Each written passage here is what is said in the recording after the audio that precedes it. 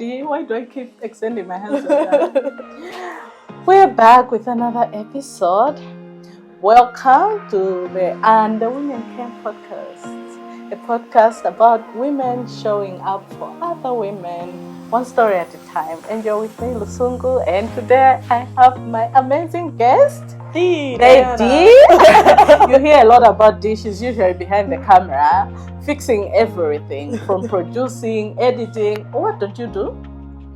I mean, yeah, she does everything. So I'm like, come in front of the camera. The first woman to come. Exactly. So today with Dee, we're gonna dig into this thing that I keep mentioning. I think every time it's like my community. That's what we want to talk about today. What does that mean? But before we start, as always, Dee is gonna read our poem for the day. So over to you, Dee. It's called "Friends We Hold Close" by Jessica Ehrlichs, I think. Sorry to Jessica if we're butchering your name. Friends we hold close. We often romanticize lovers and fate. But what of the women who show up at our gate? When the lock is firm and the hinge is broken, they hear your silence and don't wait for the open. They look past the weeds. They bring heart and home, their flaws and their truths. What a thing to be known. We show up for these friends in the summer and blue. I don't have to be anyone but me with you. And we give them our lives, our laughter, our pain, and we promise them time to the very last train. My daughter, or son, will know of the ones that I keep near and how a love story begins right here. Oh, this is beautiful. Every time I'm fascinated by words, honestly. How words are put together, it's always amazing for me. So, let's get into it, Dee. Ooh, let's go. What's your definition of community?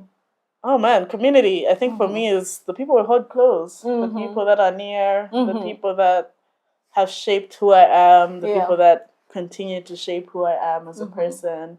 That's what community is. I think the people who have shaped. Would you say you have interacted with the concept of community as you have gotten older, or it has always been there? With you? I think I was always there. I've been thinking a lot about my upbringing with my mom. My mom had me at 23, and so when she was growing up, or like when we were all growing up, and I started to live with her. So many of my memories are me being the only kid at the hangouts with her friends. So she was the friend that like no one had kids yet at that point. And so I'll just be there, like sitting and watching those women commune. That's so cool. Yeah, in their little homes in Kolorosa, just being girls and just me being a kid eavesdropping on grown women conversations. That is like my first ideas of community, as well as my upbringing with my family and my aunts. I spent more time with my two aunties growing up than with my mom. And to me that was community. That I have mothers outside my biological mom, in my grandmother and my aunts, and then as time has progressed, I think my upbringing in church taught me a lot about community because there's such a big emphasis on that. But as well as when I started to build feminist community, I think there's been a serious shift in the last 4 years of who I keep my friends and how they have redefined what I see and know of friendship. I think when the poem talks about people who just see you for who you are and they love me, like the real version of me. So right now I'm experiencing this expansive kind of community that goes beyond the boundaries of what people are used to. When it comes to like what should your friends do? I feel like my friends are just like, we're in there. We're in there. So that has radically changed what community is to me. I love that. I feel like, my sense of the concept of a community, like in terms of the definition, I think it has evolved. Because back in the day, I used, especially outside of as I have continued to be a learner in the feminist movement, it has evolved because I also grew up in the church, so that concept of community, but it'd be different sometimes in terms of how that looks like. And then, I think it has evolved now. And some of the things that have stayed, for example, are accepting that to build community, you also have to show up. You have to show up. You have to be inconvenienced. You have to sacrifice. It's about that. It doesn't, it's supposed to be easy in one sense, but it's supposed to be all embracing. The good, the bad, the hard, the tough. The idea is you are experiencing it with others. So all right. Okay. So talking about community, talk to me a bit more about, I think you and I have had conversations with regards to chosen family. Talk to me about what that means to you in this time and how it has evolved over time as well. Man, chosen family is everything to me. I think, again, I have struggled my whole life with being seen. I feel like I am one of those people that feels like easy to know, but I think it still takes a lot of time to understand the complexity of who I am as a person. And it's taken me a long time to have friends who I think understand that complexity, you know, and to realize that friends go beyond, like, we see each other for coffee once every whatever, but like, you come to my house sometimes without calling me first. And you find it messy. And sometimes I want to have you at my house, but I haven't cleaned. And I'm tired and I want you to still come. Like, inviting people into not only my messy home, but also my messy heart. You know, like, oh, I like that. People into my messy home. Home has become messy. I'm starting to understand home as a place of community building as well. Because when you think about it, family is family because they come home with us. And so for me, having friends who can come into those intimate spaces and be like, cool, we're seeing all the baggage and we're still safe. They're choosing to stay. And like family, that is like DNA determines that you stay sometimes. But to have people who are like, no, I'm choosing you, and I see you, Dee, I see you, Lusu, not only as the best version of yourself, but sometimes as a not so great version of yourself. But yet I still hold you in this regard, and I still consider you as someone who I can drop everything for, you know. And so I think for me, chosen family is one, understanding you can show up and come as you are. But two, that one extends to other people as well. But it means that we coexist. We see each other holistically.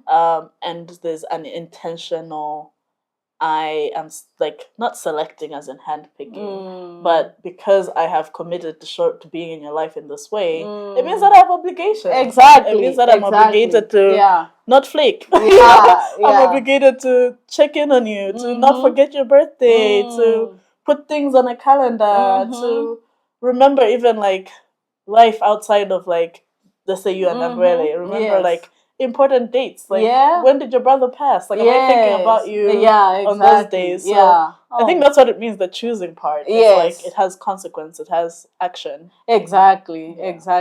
I totally agree with you in terms of the action and obligation. I feel like, actually, am I a millennial and you're a Gen Z?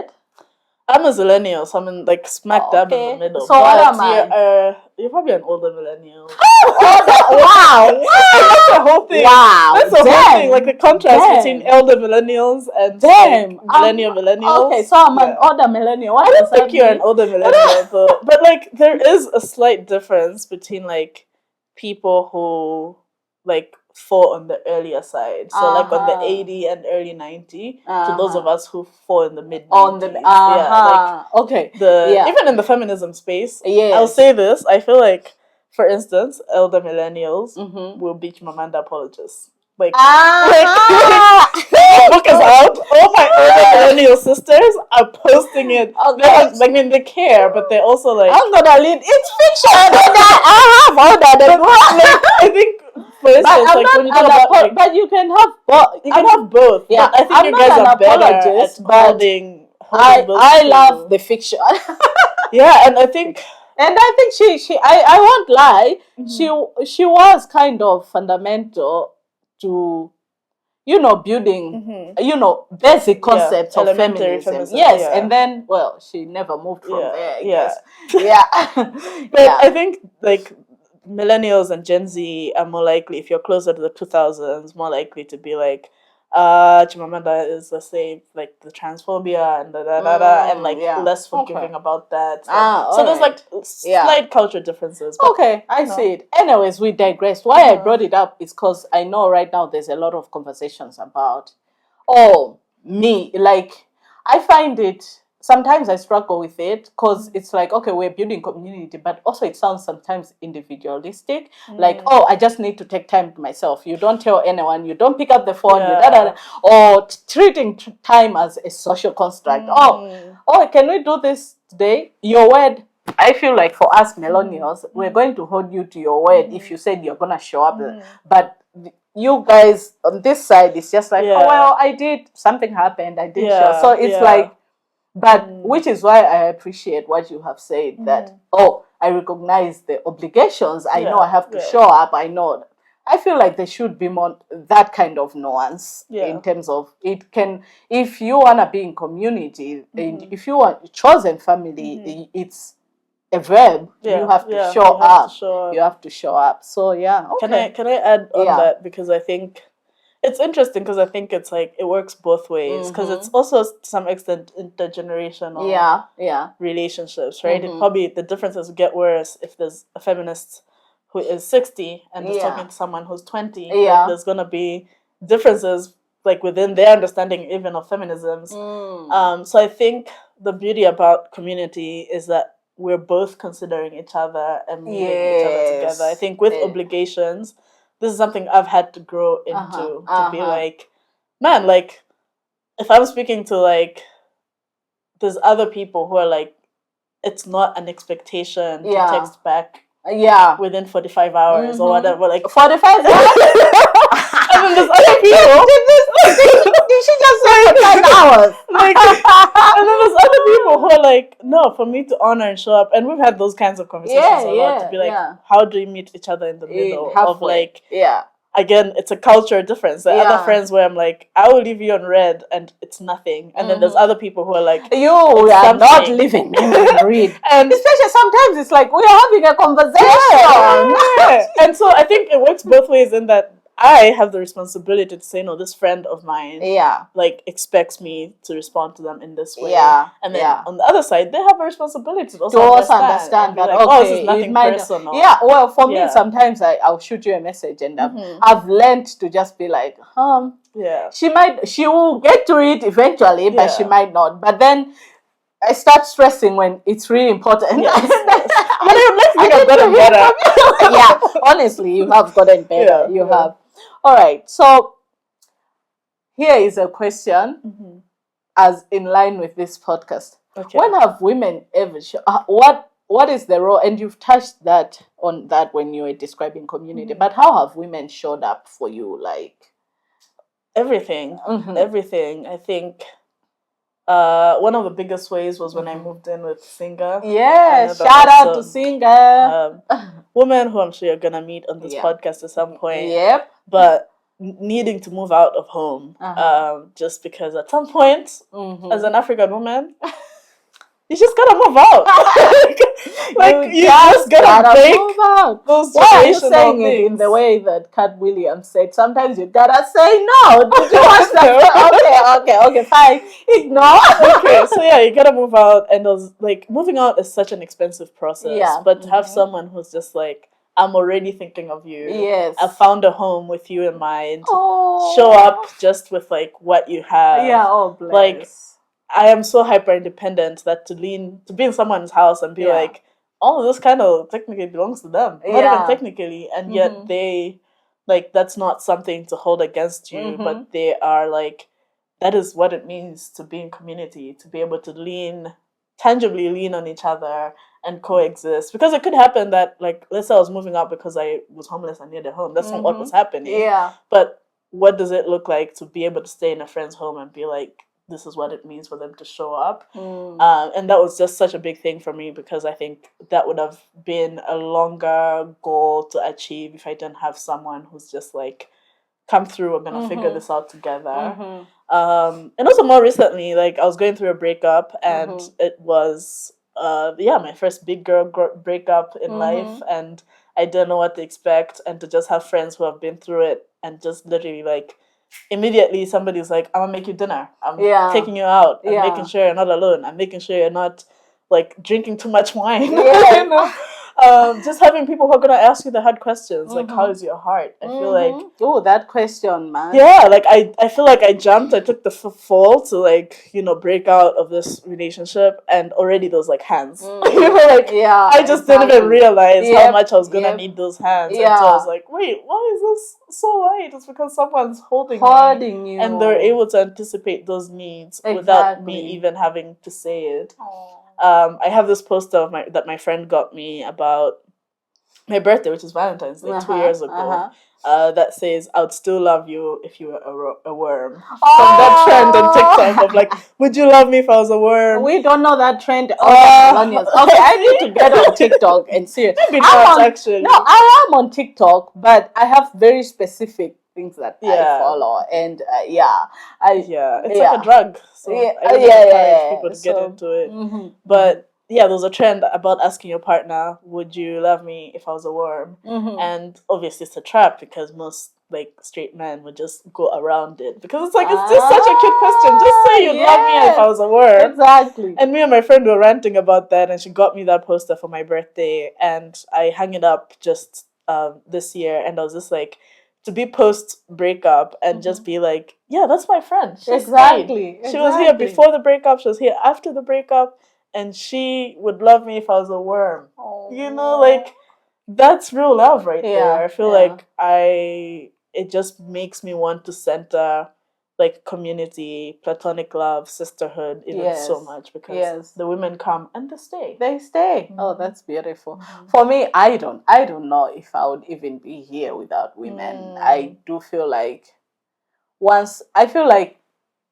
the embrace into the feminist, once I started discovering myself, my earlier, when I had to lean on, like, literally I'll just reach out to women that I admired, like, oh, hi, I like, or comment on their stuff, or just like, I just had this yearning. I was like, I know my life will be better with women in it. And I was actually reflecting on that as well, because I had to write something for work somewhere, and I wrote a sentence, and I said, in all my work, I have never not been sexually harassed until I started working with women, and I started working at 20. Wow. It's only the past 2 organizations that have been heavily dominated by women and in women's spaces where I have not been sexually harassed. And I was just like, wow. So my safety is with women in everything, in friendship, in even when I'm in relationships, romantic relationships, it's women who are like, okay, here, we've got you, supporting it, watering it. And it's just been, I've just experienced to be in friendships with women. And I've had my moments where, like, I've lost friends, and I've like, when I went to boarding school in secondary school, I was really young, and even uni, and I haven't managed to keep most of those friends. I wish I did, but it was impossible. But now that kind of community, I wouldn't trade it for anything. I wouldn't trade you for anything. So I feel like women in every aspect. In work, it's women who are speaking about me in rooms where I'm not. I'm it's here. the ones who are the ones who are like, are giving me morale, the ones who are making me feel like I can do it, the ones who are calling me in, the ones who are like, just like, we are here, and absolutely. Woo. All right. So, opposite question now. How do you show up? You've shared in the concept of chosen family, but is there anything else you would want to share in terms of how you show up you show up for women, like, and what it means for you, why it's important for you to do that. Yeah. I feel like when I was coming on here, I was so nervous because I'm like, I am not the poster child. Like, I think about 3 years ago, I had to sit with myself and be honest about the fact that I wasn't showing up in the way that I wanted. Yeah. Like at the standard that I think I would like to be showing up. Yes. And one of the things that had to change is realizing that the whole world can't be my community. Like I have to prioritize. The whole world can't be my community. And so the first priority was, like, the criteria is simple. I just want to build community with people who make me feel at home in my body. Like if I meet you and I don't have anxiety, I feel safe, like we connect, you feel like my type of people, but also then realizing that I already had that and I just wanted to go deeper. And so the practicality of that is like literally trimming down my circle of friends and saying, these are the people that I am dropping everything for, and like putting their birthdays on my calendar, being intentional about remembering them, being intentional about checking in on them, messaging them often, especially when I'm traveling and I'm away from work. Like really nurture. If I'm home for a few days, like who am I seeing on my on the top of my list, because nurturing those friendships is important. So I think intention, that's what it looks like for me at the moment, being like, these are the relationships I want to carry to 50, 60, 70. These are the people I want to bury me one day, and God forbid I bury them. These are the people whose life I want to be in. Like, I want to be part of your life. I want to be part of Andrela's life. And that means intention and being mindful and really like intention. Like put it on the schedule, remember things. Like you can't put money on that, you know. Like I think I agree. I agree. Yeah. I feel like on the part of tightening is a circle. For me, it's like I do admire people. I have people like my sister. I think it's also because of her position. She's in church, and so she knows a lot of people, and she sees a lot of people as her friends.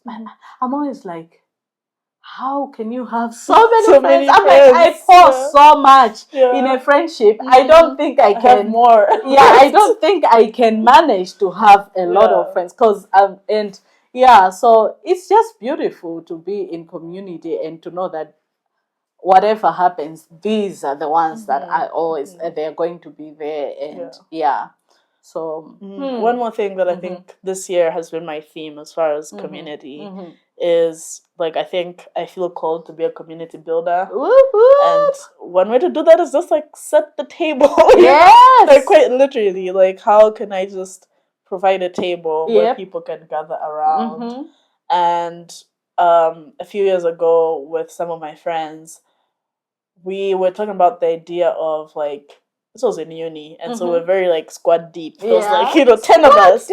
And we were like, how do we make it that like people don't see us and think we're squad deep and closed? But rather, even if people don't get to be like the inner circle, how do I create spaces of community that are expansive and invite more people to the table? You know, like that African idea of like there's always room, there's always like, come sit at the table, there's room for one more. Exactly. And so I think for me, setting the table. And last weekend I had a situation where I was like feeling like my home is too messy, I don't know if I can cook today, why did I even sign up to host? And all the girls that I was hosting were like still very excited for it, and I was like, okay, this year I'm not flaking on anyone, so I'm gonna still show up, and I'm gonna make lunch, and I'm gonna set the table, I'm gonna invite them to my messy home. And it was just so beautiful because it reminded me that the point is just creating the room, and people will come, and maybe we can bring in more people who can see this experience of community and want to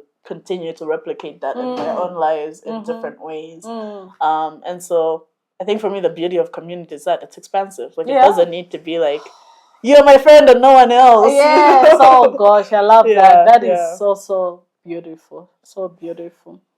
All right. Okay, now this question, the next question, it really ties in with what you have just said in terms of how does one, if they want to build community, where do you start from? where do you start from? So I loved what you said about the idea of being squad deep, but also not being closed. So if I were to want to build community, where do you start from? Where do you start from? And it's so hard because people have such.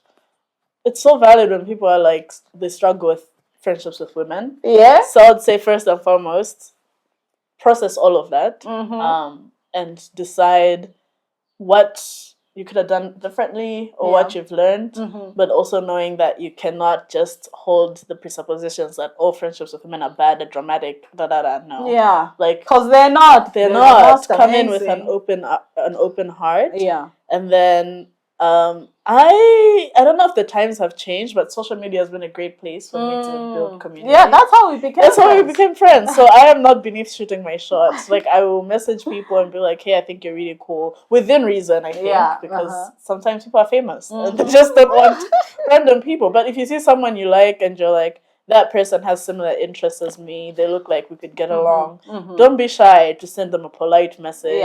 Respect boundaries. And open yourself up to strangers, but also go places where people are doing the kind of things you're into. So go to a book club, go to a feminist meetup, go to exhibition, arts, follow your interests and your curiosities. And then when you get there, talk to people. Exactly. Practice. Look, if you have social anxiety, it's a muscle and it takes time. Yeah. But I think you can't build community without putting yourself out there. Yeah. And it's gonna be a journey. It's gonna be a process. You might get disappointed, but trust how your body feels when you're around certain people, and reach out and put yourself out there. Ooh, I keep saying exactly. But let me tell you, I'm so scared of friendship rejection. Like, if I shoot my shot, like I'm more scared of that than with men. Like, yes, like it's just like, whew. Like I'm always like, okay, what can I contribute to this life, to their lives and lived experience? Oh, I don't think they're happy as they are. Do they need one more? But yeah, sometimes it's not easy to build that community, and especially, for example, in places where, like Malawi is small. Sometimes it's big, but it is small when you really So this aspect of I want to be friends with this person. I want to build community with them. Oh, they are friends with this person who tried to. Please, I have tried to stop over-analyzing things and to just say, you know what, you have to show up. Yeah, you just gotta show up and try and error. You just gotta show up and try and error. And social media, I agree with you, is amazing. Some of my friends who I'm really intimate with in terms of sharing etc. I've never met. A shout out to Portia from Namibia, such an amazing friend, Portia, to me, but we have never met, but we've really built that friendship online.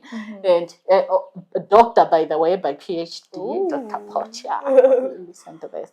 Yeah, so it's just it's really interesting. All right. So question for you. In terms of when we are talking about community, chosen family, how do you do it in a way that does not alienate those family, like your blood family, and that does not alienate them or make them feel some sort of way, or do you see it as some sort of rebellion to say, okay, you failed to fill that gap, and so I'm looking elsewhere? It's a little bit of both. It's a little bit of both. I was watching I Said What I Said. Yes. Which is new for me. It's a new podcast to me this year. Yeah. But they were saying that, sometimes you just don't get what you're looking for in your family. Blood family. And you have to find people who give, especially friendship. It's not always a must to be friends with your family. Sometimes that's not there. Yeah. And if it's not, don't force matters and find it anywhere else. Yeah. But I think for me, it is breaking the boundaries of what we've been told friendship is where the line where it ends. Yeah. So being able to be like, oh no, like mix them up. Like meet your friends' parents. Go to their house. Exactly. And you can say like oh, well, I go all in. That is why I can't have 100 of them. Exactly. So I think if you're able to bring your friends to your family and vice versa, I think it's a level of depth when you start meeting your friends' family that exists. But also then if you don't have the capacity or the privilege to have a good relationship with your family, I think being vulnerable with your friends so that they know that to you friendship is a serious thing, because of all the ways in which you can fill in the gap of what maybe you did. Like my friends have reparented me in such real ways. Like reparented. And doing trauma is really a community effort. Like it's like you can't heal alone. You have to heal in community. And so being able to be like, hey, these are the wounds I'm coming with, and I don't expect you to be the one that fits into that gap. But I think friends can go beyond what we've been taught. I think friends can become, like you can say, Mandy was there in the delivery room with you. That's typically a role that your mother is supposed to take, right? Like we can begin to, bridge those gaps and be like, oh, PTA meeting, I'll bring my friends. Like, how can we begin to break? Because again, friendship can be expansive. So I don't know if that answers the question. It does. But I have another question for you. Okay. Is everyone you're in community with your friend? Or if you're in community with does it always mean you have to really be friends close? I'm thinking about it in terms of, for example, the feminist movement. And solidarity, etc. Like, how do you do community there?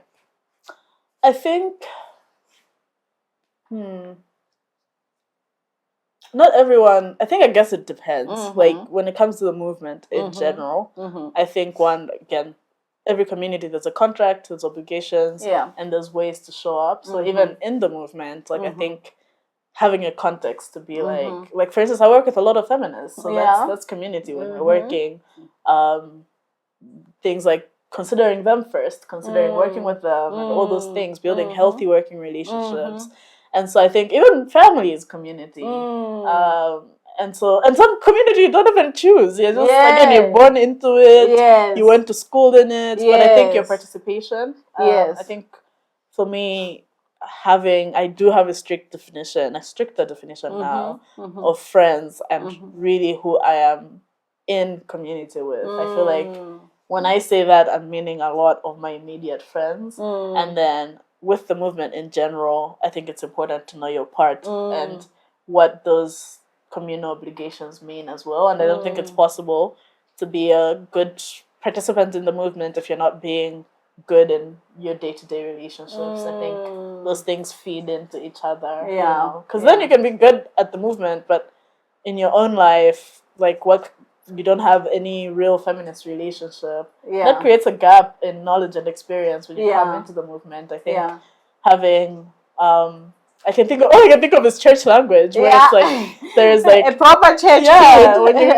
When you're part of the big C church, and then like when you're part of like your own personal practice, informs your community practice, so they feed into each other. All right. Oh, interesting. I feel the same way. I feel like I work with a lot of feminists, and I'm in solidarity with a lot of feminists. Some that I've never met before, but it's like, I'll stand up for you. I'll protect you. I'll defend you, and I think it's beautiful. It's also beautiful. I know social media has right now a bad rep, really, but I think for me, it's where I built a lot of feminist solidarity and got the opportunity to also strengthen community in that aspect as well. So I do think it can mean both. It can be nuanced. It can mean different things so you can have different sets of communities. In my work, we have what we call community of practice.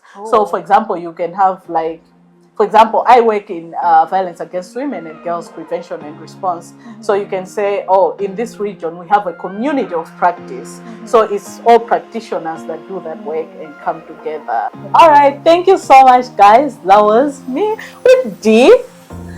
Thanks, Dee, for coming. And yeah, this was And the Women Showed Up. And the Women And the Women Came podcast. And please feel free to write us on andthewomencame@gmail.com and our handles, social media handles.